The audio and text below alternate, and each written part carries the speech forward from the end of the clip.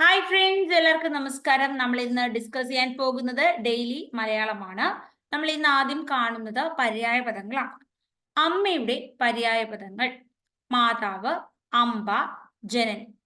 മാതാവ്, അമ്പ, ജനനി. അപ്പൊ അമ്മയുടെ പര്യായ പദങ്ങളാണ് മാതാവ്, അമ്പ, ജനനി. ഇനി നമ്മൾ അച്ഛന്റെ പര്യായ പദങ്ങൾ പഠിക്കുന്നു.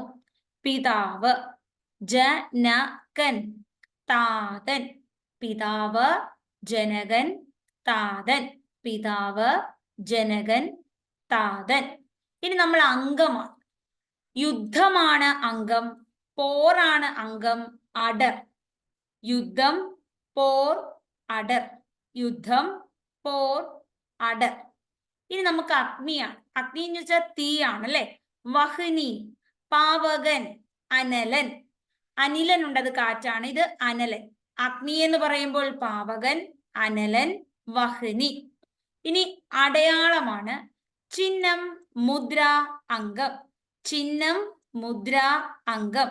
ചിഹ്നം, മുദ്ര, അംഗം. അടുത്തത് അതിഥിയാണ്. അതിഥി.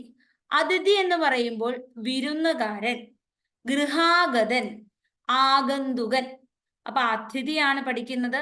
ആഗന്തുകൻ, ഗൃഹാഗതൻ, വിരുന്നുകാരൻ. അപ്പൊ അതിഥി പര്യായങ്ങൾ എന്തൊക്കെയാണ്? ആഗന്തുകൻ, ഗൃഹാഗതൻ, വിരുന്നുകാരൻ. അപ്പൊ അമ്മ പഠിച്ചു മാതാവ്, അമ്പ, ജനനി. അച്ഛൻ പഠിച്ചു പിതാവ്, ജനകൻ, താതൻ. അംഗം കണ്ടു യുദ്ധം, പോർ, അടർ. അഗ്നി കണ്ടു പാവകൻ, അനലൻ, വഹ്നി. അടയാളം കണ്ടു ചിഹ്നം, മുദ്ര, അംഗം. അതിഥി കണ്ടു ആഗന്തുകൻ, ഗൃഹാഗതൻ, വിരുന്നുകാരൻ. അപ്പൊ നമ്മൾ ഇന്ന് 6 വാക്കുകളാണ് പഠിക്കുന്നത്. എല്ലാവർക്കും മനസ്സിലായി എന്ന് വിശ്വസിക്കുന്നു. Thank you so much. Next ക്ലാസ്സിൽ വീണ്ടും കാണാം. ബൈ.